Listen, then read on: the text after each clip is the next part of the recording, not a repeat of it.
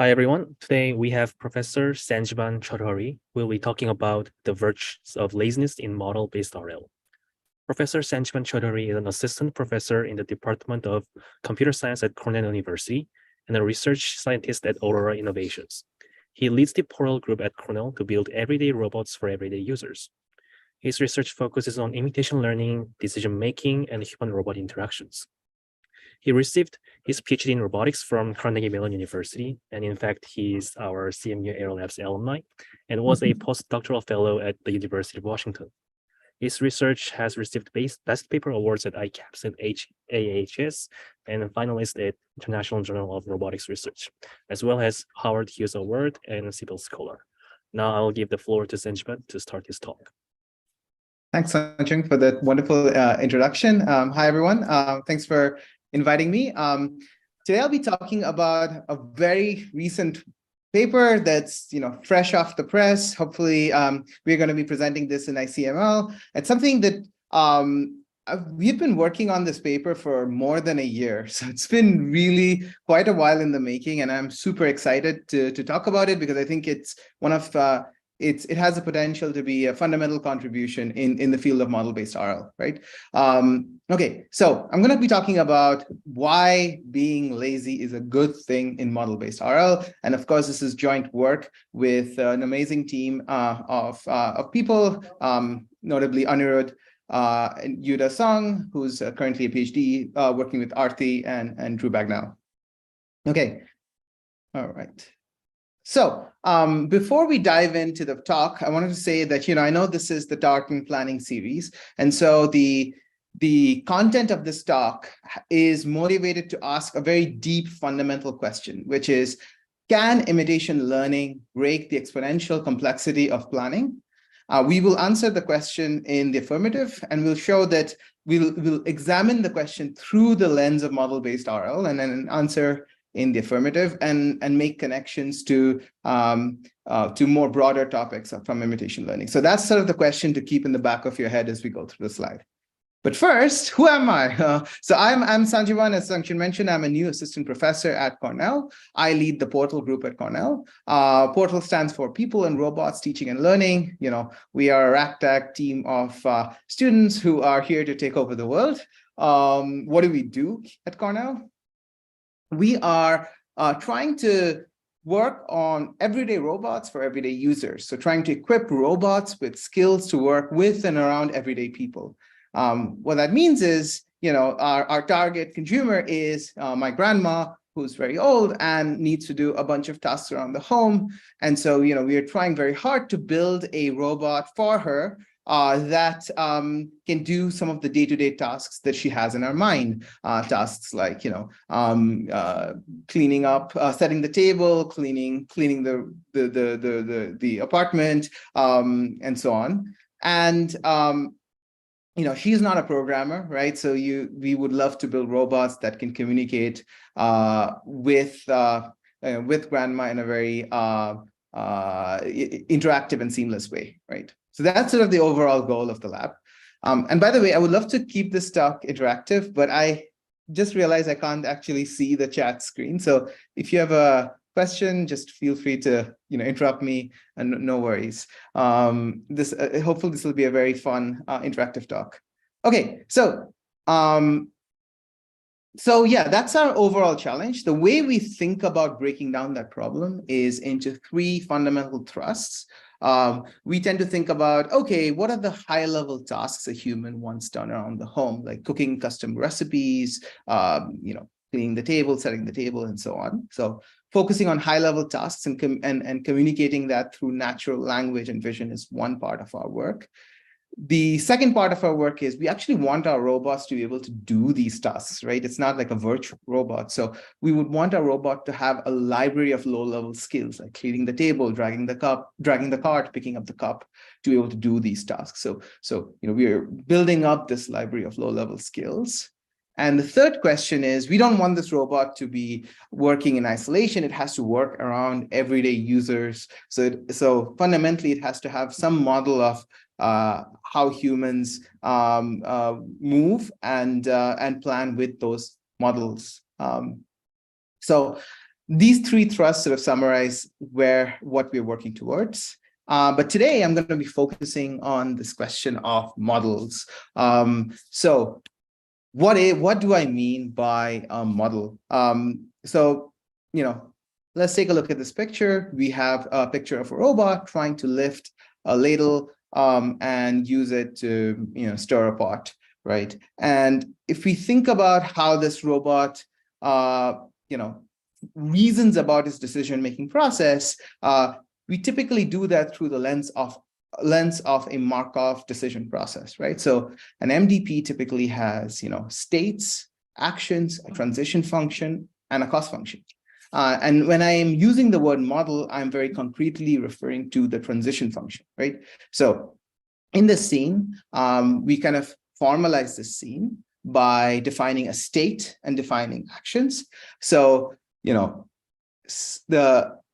will not be talking today about what specific representation of state we use, but you can think of states being pretty varied. It could be very specific, for example, the joint states of the robot and 3D position of the objects, or it could be a little bit more abstract or very raw, low level, like the raw image itself. And that's a topic for a whole another talk that maybe we can discuss another time.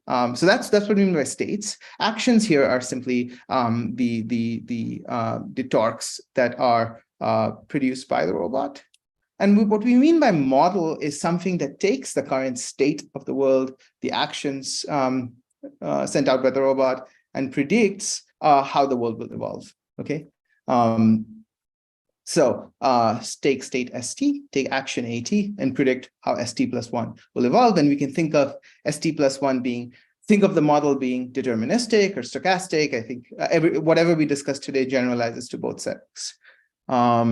Cool. Okay, so that's what we mean by a model. I want to say that models are at the heart of everything we do in the lab, right? I think when we think of models, we typically think of physics models, but I'm going to argue that it's way more general than that. It's also about models of how humans move, or models of how high-level tasks evolve over time. So just to make that a bit more concrete, when we think about low-level skills, models tells us about the physics of the world, right? How physical objects move. When we think about high-level tasks, models tell us about the high-level propositions. For example, the fact that I'm picking up a ladle means that it's no longer on the table, right? So we need models to tell us how those propositions evolve. And when we think about modeling humans, we typically think about forecast models that predict, okay, if the robot were to stick a hand in front of the human, how would they move in response to the robot? So yeah, models are very broad and central to what we do. Okay, so why model?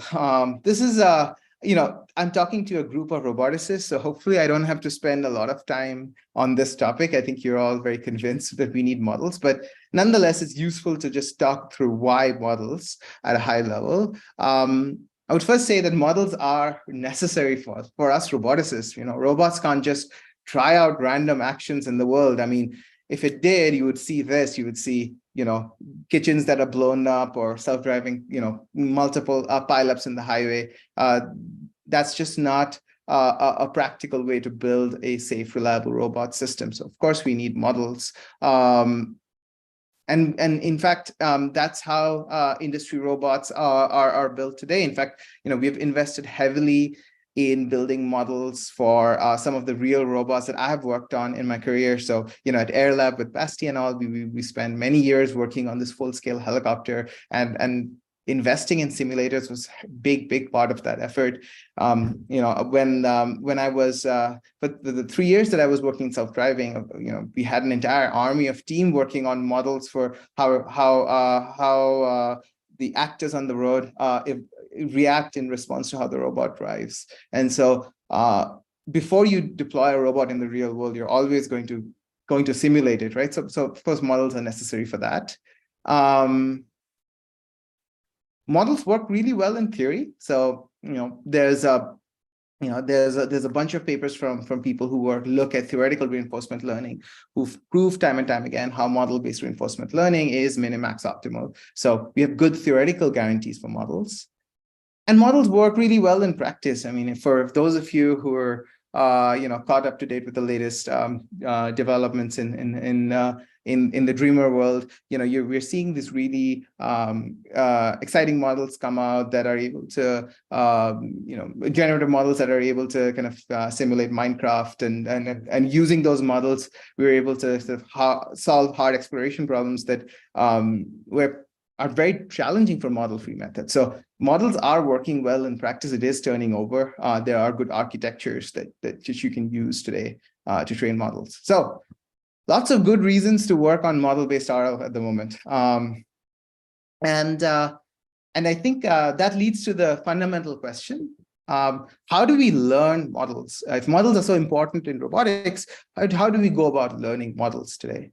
I'm going to take us through a very brief detour through some of the foundational work, because we're going to build on top of those work. And one of the early works in model-based RL came from Stanford, actually, from Peter Abel, Andrew Ng, and team, where so this is back in 2010, where they're building this very small-scale autonomous helicopter and getting it to do aggressive flights.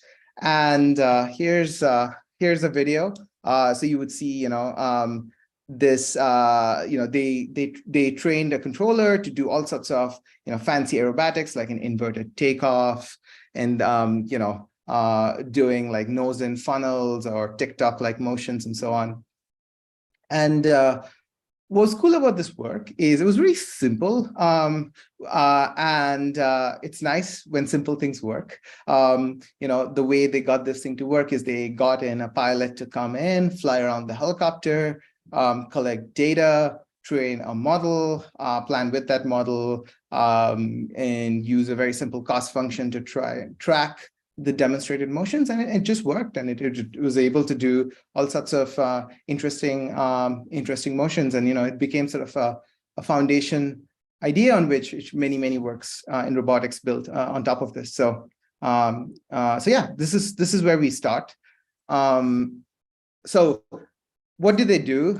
So the idea was very simple. We're going to learn a model and plan with the learn model, just two different components. So I'm going to go collect a bunch of data. Learning a model just meant, I have a model, I have collected data, solve a least square problem, get parameters of my model. And then they used, ILQR, which is a pretty popular MPC technique to plan with that learned model, and it's able to do all of that task. So it's really nice. Okay, so let's kind of go through this activity of trying to build a model and see how things can go wrong and build some intuition. My hope is you'll see that there's some it's the obvious things don't quite work out when you try to fit model, and maybe that's what I'm trying to tease out. So the first strategy you can think of when you try to train a model is, hey, let's go collect some data with my robot, and I'm just going to train a model that looks at state actions and predicts next state. Okay, sounds like a very simple strategy. And so we can call this model-based RL v1.0. I'm going to ask the human expert to go drive around the robot. I'm going to then fit a model to this data and ship this off to my planner and execute, right? Now, I know many of you looking at this picture are by now going to say, wait a minute, I know if I don't fit my model correctly, I'm training on off-policy data. If I don't fit my model correctly, I'm going to have distribution shifts and so on and so forth. So, okay, I hear you. So why don't I add in a separate condition which says, let's assume that I perfectly fit a model. I do such a good job. I drive training error to 0. I even drive validation error to 0. Okay. If my training and validation error is 0, this idea should work, right? Like I've perfectly fit a model on the expert data. I'm assuming the expert here is playing the optimal policy. If I fit a model on the data they visited, my planner should just follow the expert policy, right? This should just work. Okay, let me convince you. The answer is no. So here's, we're going to look at a very toy example and try to build some intuition here. So in this toy example, there are just a handful of states. We have a very cute robot on the left trying to get to the trophy on the right, okay? Now, the expert, which is us, we come in and say, we tell the robot, hey, go execute action A in each of the states. Action A takes the robot to the right. And so if you keep doing action A, you should get to the goal, problem solved. And so I collect a bunch of state, action, next state data from this expert policy and train my model. Okay. So I train my model, and my model perfectly agrees with the world. So it's able to drive training error to 0. Okay, just to repeat, my model is able to exactly predict the transition, the transitions as it observes in the real world. Okay. Now, what if the model, in addition to driving the training error 0, happens to also predict a shortcut to the goal by taking action A prime? Okay. So in other words, what if my model, in the attempt to drive training error to 0, accidentally becomes very optimistic? It thinks it can go from the second state and teleport all the way to the goal using some sort of a wormhole or a portal, right? Well, if it indeed learns that, and the answer is that in reality, if it were to take this action A prime, it would actually end up in death. Okay. So if the model were to execute the optimal policy using this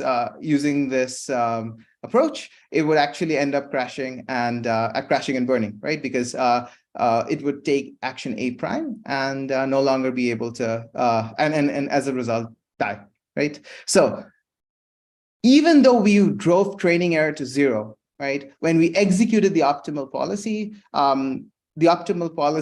happened to choose an action that the expert didn't pick because it was optimistic about that action and thought, wow, I can shortcut to the goal. And that didn't work out.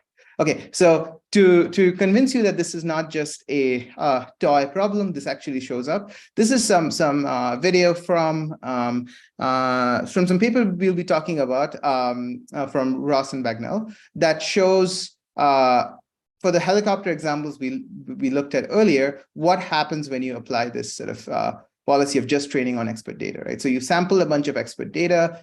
Here, the expert is showing you how to do like a nose-in funnel with the helicopter.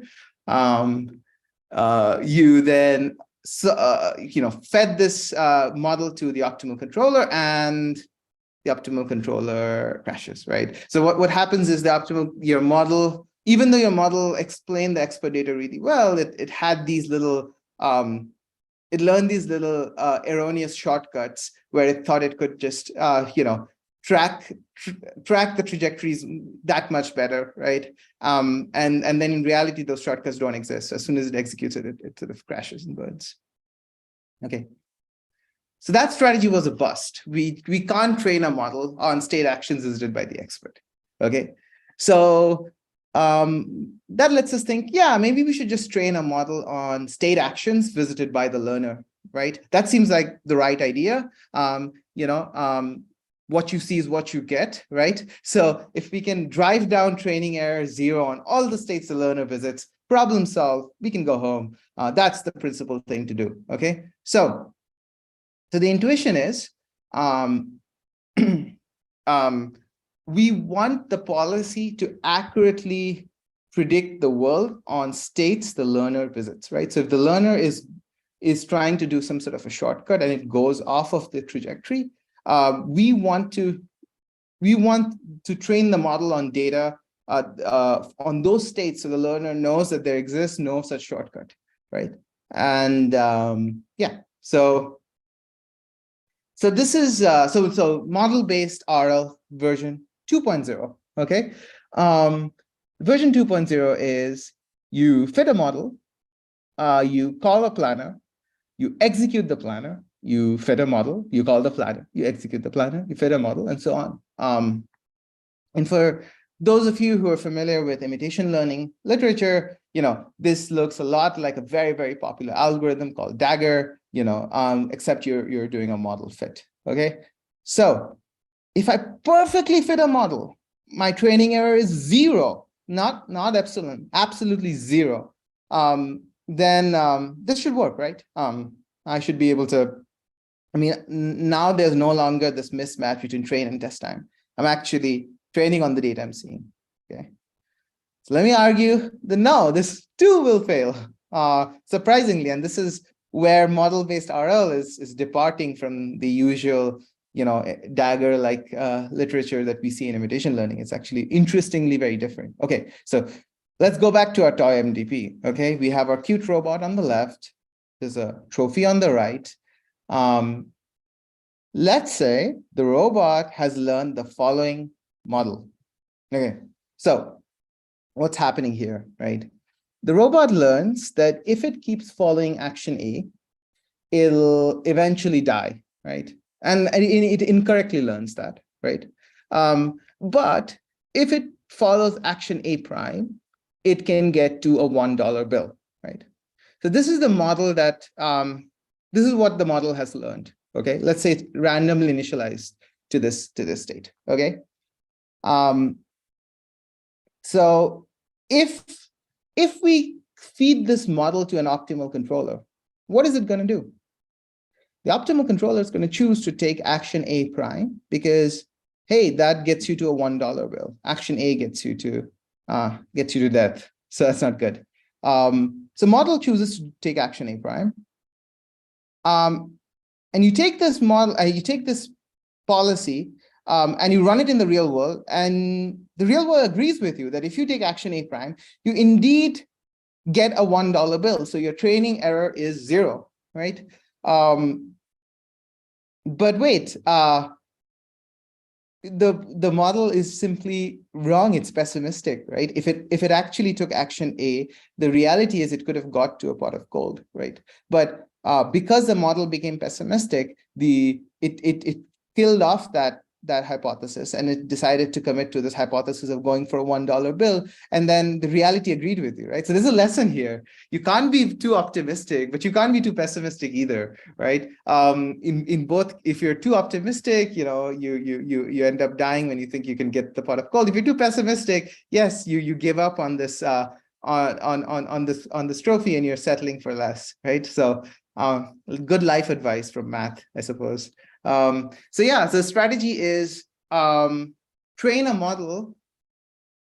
Training a model on state actions visited by only the expert does not work. Training a model on state actions visited by only the learner does not work. You have to train a model on state actions visited by both the expert and the learner. And so this approach, we're going to call this approach, I guess the foundational approach for model-based reinforcement learning, and it's called model learning with planner in the loop. And the approach goes as follows. You collect some expert data, you fit a model, you plan with that model, you execute your planned policy. And very importantly, you fit a model on both the expert data you collected and the data you're getting from the learner, right? And both must be given equal weightage, right? So you have to train on both. Think of it as two replay buffers. You have to train on both replay buffers, okay? And again, the super retro helicopter video. So yeah, Ross and Bagnell showed that this method works really well. They called it Dagger, but it's a little different. It's exactly the algorithm we talked about, and it's able to do this nose and funnel pretty well. Because it's trained on data from both the expert and the learner. So nice, that works. But it's not that it's just like a heuristic that worked. There's actually very foundational and beautiful theory that explains why this is the right thing. And for that, I highly recommend reading this paper called Agnostic System Identification for Model-Based Reinforcement Learning. Many of you might be familiar with the algorithm Dagger, but this is lesser known, and I think this is equally important. It's almost like a more interesting sibling of Dagger. So I highly recommend reading it. And what we're gonna now look at a lemma. There's going to be some math, but don't worry.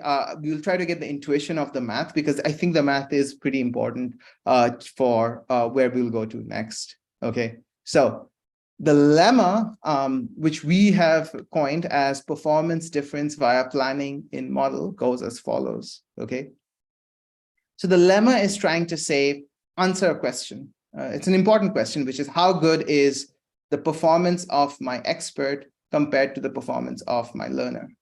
And so J pi star shows the performance of my expert, J pi hat shows the performance of my learner. And the lemma says you can bound this term by the sum of three quantities. The first quantity is how much is your planning error? Like how good a job did your planner do versus the best it could have done, okay? Plus, how good is the model fit on states the expert visits? Plus, how good is the model fit on states the policy visits? Okay, so now looking at this theorem, now hopefully you see that why we are training both on expert states and policy states. By training on both expert and policy states, we're bounding the second and third term, right? Your model fit on those two states. And the first term tells you how good your optimal planner is doing, right? So if you have a really good optimal planner, it'll drive that first term down, okay? And for about 10 years, this was the foundational theorem on which people built on, right? But I'm going to talk a little bit about the challenge that presents itself when we follow this way of model-based RL. That almost every approach in model-based RL has this challenge. And the challenge is very close to those of us who work on motion planning, which is planning is hard. It's like trying to find a needle in an exponentially large haystack, you know? And so, you know, I was very casually saying, oh, just call your optimal planner. But, you know, that's really hard to plan optimally. You have to spend so much time searching for an optimal solution, especially if you have a large state action space. And to kind of convince you that planning is hard if you need convincing. So let's sort of consider a toy example just for pedagogical reasons. So I'm going to show a tree MDP. So in this tree MDP, you have a root node that has a branching factor of 2. Okay, so this tree MDP is depth t, where t is the time horizon of your episode. Okay, so I've constructed this tree MDP. And I've assigned these reward values for various states, right? So the leftmost leaf has a trophy, and every other leaf node is death. And some of these nodes have a $1 bill, okay? So that's sort of the true tree MDP. Now, if you look at this MDP, and if you were to plan in this MDP to find the optimal path, we know that we have to search an exponentially large space of states, right? Because states here is 2 to the t, right? So it's exponential in t to figure out that the optimal solution is to stick to the left branch. Okay, and there's no way of escaping that. I mean, there's no way of sort of shortcutting it in the worst case. I can always construct examples with these tree MDPs where your computation time is exponential in the horizon of the problem. Okay, so planning is hard. I think we are convinced. The question is, how much planning do we need when we need to learn models? So recall I said that, you know, model-based RL is going to call a planner in the loop, right? So how many times will it actually end up calling the planner when it's doing model learning? Okay, so to build some intuition, I found this nice artwork from a book by Kip Thorne, which shows like an artist rendition of wormholes. And the reason I like this picture a lot, but the reason I'm using it here is to show that, you know, this is what your model might look like. Like your model mostly looks okay, except it might have learned weird shortcuts between various state action spaces just because it hasn't seen training data. And I like to think of these as hidden portals that your model has, right? That that your planner thinks it can travel through these portals to shortcut across state actions. Okay, so let's go back to our tree MDP. This is the true dynamics of the system, right? There are no portals in the true dynamics. But your learned model thinks there are all these hidden portals that can suddenly take it to the goal state, right? So each of those black circles are showing you portals where if you take an action, you travel through that portal and emerge magically in the near the trophy. Okay, so that's what your learner can end up learning. I mean, this is a bit of a pathological case, but you can imagine that even in practical cases, you have these shortcuts. And in fact, I would say I think there's been evidence, for example, I think in the DARPA challenge, I forget which one, the simulators had bugs where you could exploit bugs in the simulators to kind of propel your robot forward across the finish line. But there have been other instances of bugs showing up in simulators where that an optimal planner can exploit to game the system. So this does happen in reality, right? Okay, so if my model has these portals, what happens when I do model-based learning? So this is what my model looks like at iteration 0. I call my planner that runs for exponential time, exploring all these state spaces, and solves for this path, okay? So this path follows the exact opposite of the optimal path. It goes to the left-hand side and tries to go through the portal to the goal, okay? And then I execute this path in the real world. And of course, I realize, wait, there is no portal. So I eliminate that portal, okay? Then I run my planner. So I get a new model. Now I've removed the portal on the right-hand side. And I again call my planner for exponential time, right? And it again comes up with a path. And again, I run that path. I remove the portal. And you can see where this is going. I run my planner for exponential time. I get a path, I remove the portal, and so on and so forth. Okay, so after many, many iterations, as many as there are for like little bugs for the plan to exploit, I finally find the right path to the goal. Okay. Okay, cool. Model learning has exponential complexity. So what is the complexity of this model learning process, right? At every iteration, planning is XT, and we are repeating this XT process over and over again until we are, whacking out all the portals one by one, eliminating them one by one until we find a clean solution to the goal. So this is going to be very expensive, and in practice, this makes model learning very frustratingly slow.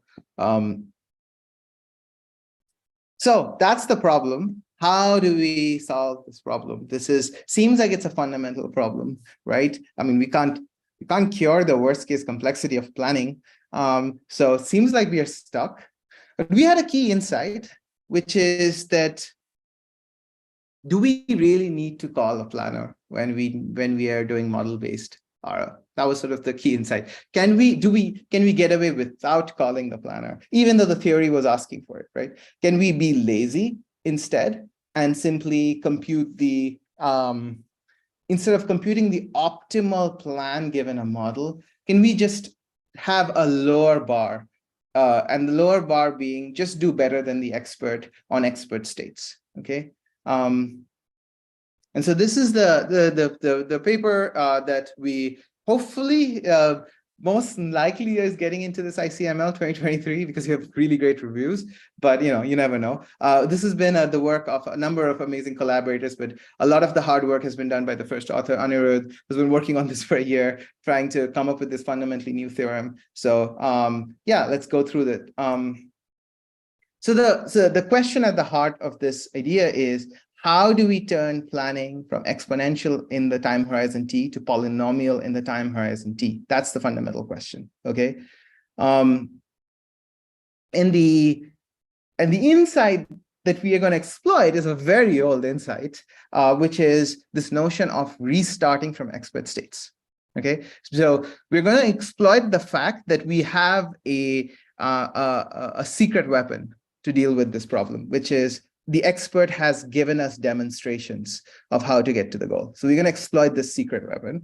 And it's not so secret, actually, because back in 2003, Drew and Sham and others came up with this algorithm called policy search by dynamic programming that actually laid out the playbook for how you use expert demonstrations to convert planning from exponential in time to polynomial in time. So I'm going to recap that playbook. The idea is to use the tenets of dynamic programming, but use expert states. So dynamic programming says, start from the end and go back in time. So that's step one. At each time t, the states we are going to teleport the learner to states that the expert visits. So states st star. Then we are going to solve for the best policy pi t, given future policies pi t plus 1. So we're going backwards in time. We're always keeping the best policy. And at time t, we are going to solve for the best one-step policy, given that we have already, recursively solved for the optimal policies in the future. And which in math looks like this. So just, optimize the one-step reward plus the future values. Okay. So what does policy search by dynamic programming look for our tree MDP? So let's say we are back in the tree MDP. We have this expert demonstration. Instead of searching the exponential tree, I'm going to start from the last time step. I'm going to restart from the expert distribution and ask, hey, what is the best policy by t minus 1? And the answer is go right to the trophy. And because that's obvious, otherwise the other option is death. So that's obvious. I'm going to ask at time t minus 2 now, what is the best option? And that is to go to the left, given the policy that we have learned. And I can keep doing this. At t minus 3, it's to go left as well, t minus 1, and so on. And so notice that by construction, the process only took polynomial in time t steps, because we are never searching the full tree. We're starting from the expert states and just solving for the best one-step action, right? So that's the cleverness, right? We don't need to do the full search if we have this magic restart distribution. Okay, so PSDP is lazy. On the left-hand side, planners search all states to find the best policy, but PSDP just does better on the states that the expert visits, right? So you can compare the orange with the blue, and that tells you how much work PSDP is saving. Cool. Okay, can we use this somehow? So is being lazy a good idea for model learning? That's the question we asked. So here's the model at iteration 0. I've added in a few extra portals to make it more interesting. Okay. Now we're going to repeat the same thing, except instead of doing optimal planning, I'm going to be lazy. I'm going to call the lazy planner. That's going to search polynomial in time only on the expert states. Okay. So call the lazy planner, comes up with this plan, right? We execute this plan, realize there's no portal, eliminate that portal. Okay, this is my new model at iteration 1. I now, again, do the same thing, polynomial in time, find a plan, execute that plan, remove the portal, and keep going, polynomial in time, until I find a path that reaches the goal. And once I've found this path, I've actually converged. If I were to keep running the lazy search algorithm, it wouldn't deviate from this policy. And that's it. It finishes and it says I'm done. Now notice something very important. The search didn't actually eliminate all the little holes in the model, right? Because who cares? It's not going to end up going there anyways, right? So it only eliminated the holes it needed to eliminate to come at a solution where it converged. And that's a very interesting byproduct, right? It's not asking the neural network model to be perfect everywhere. It's just asking to be perfect on states that it and the expert is likely to visit. Okay, That's fine and well. I mean, you've shown me an anecdotal example and showed it works. Is this theoretically the right thing? And this took us a long time to work through. And the answer is we found a new fundamental lemma, a new way to expand the performance difference that allowed us to show this is the right thing. So we call our lemma performance difference by advantage in model. It's the same quantity. What is the performance of the expert in the real world minus the performance of the learner in the real world? And it shows that this can be broken into 3 terms.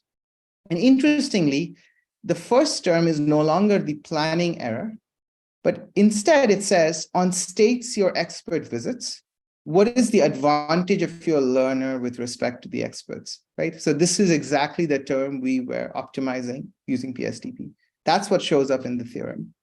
And the second and third terms remain exactly the same, right? How good is the model fit on expert states? How good is the model fit on policy states?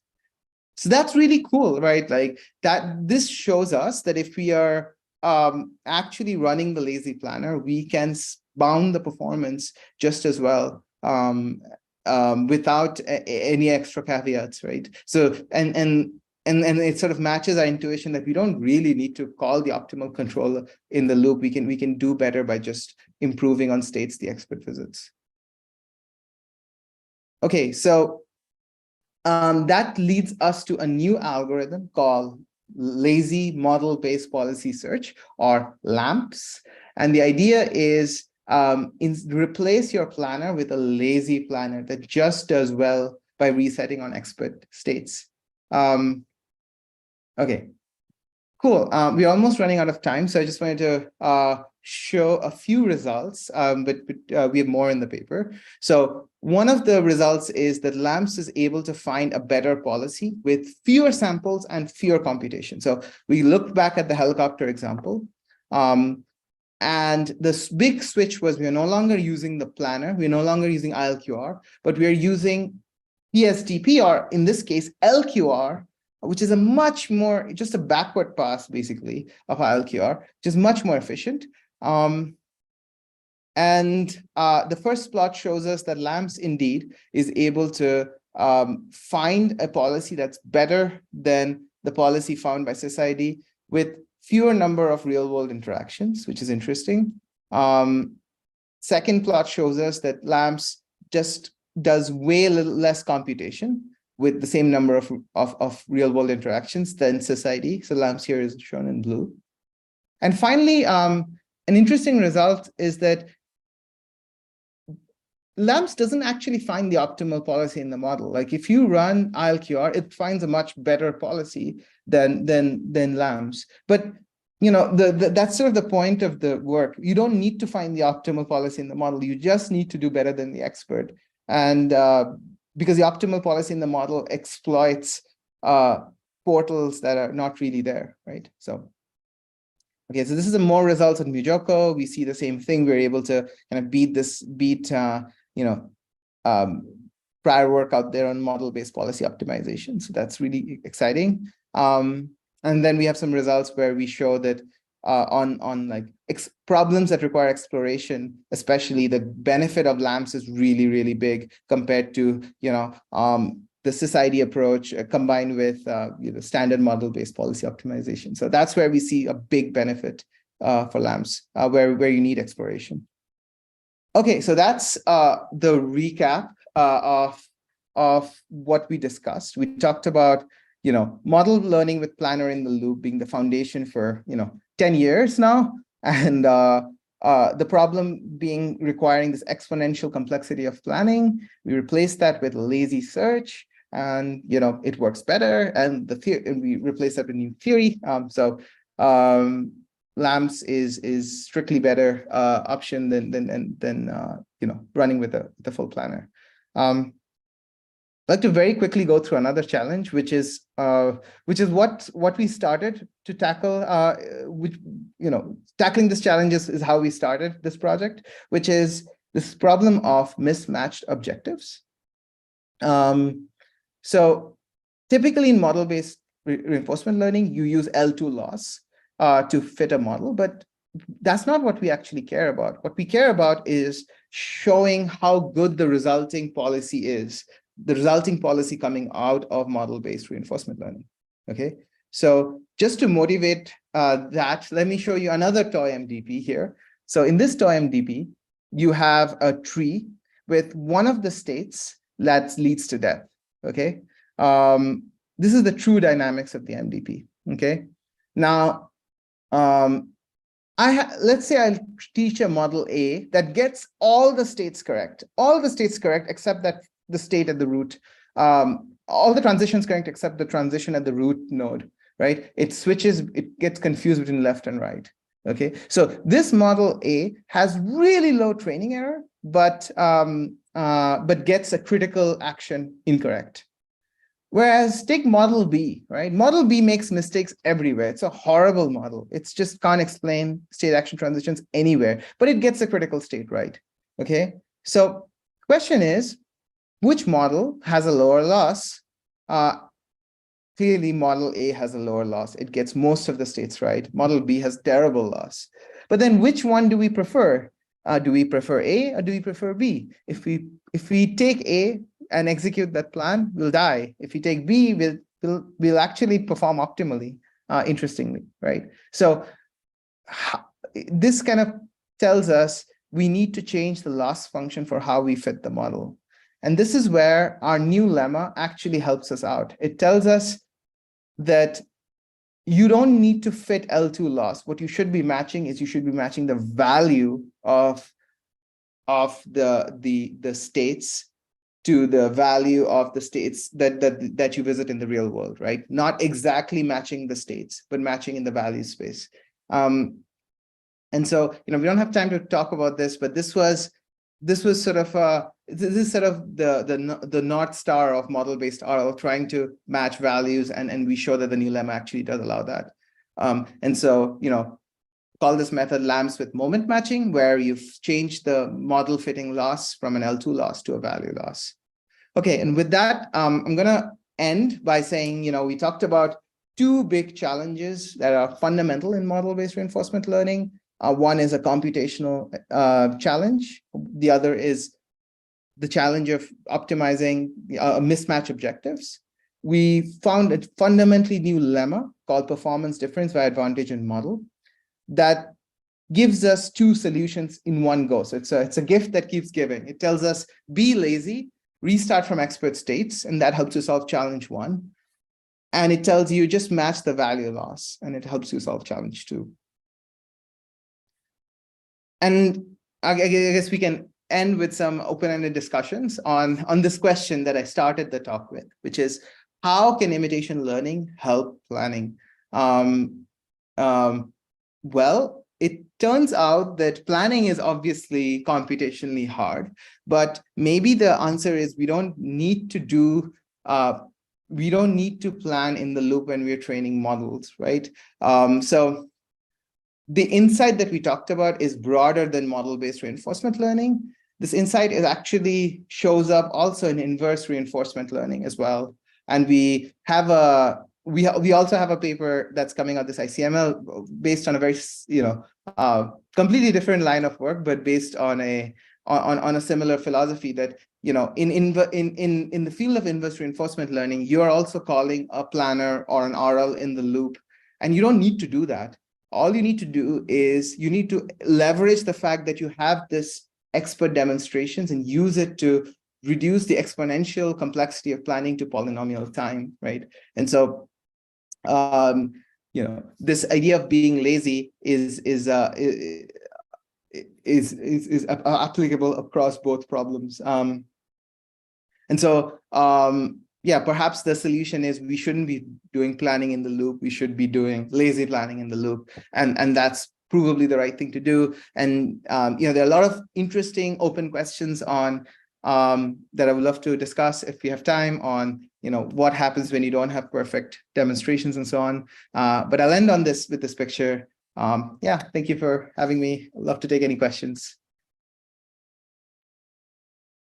Okay, thank you, Sanjiban, for a great talk. And from now on, I'll get questions from the attendance in the Zoom and perhaps in YouTube as well. Yeah. If there's no question on the Zoom now, I'll ask some questions. So yeah. So my question is that, like, first of all, great talk, and I understand that being lazy is okay, and we don't have to find the best optimal solutions. It's just okay to be a little bit better than the expert demos.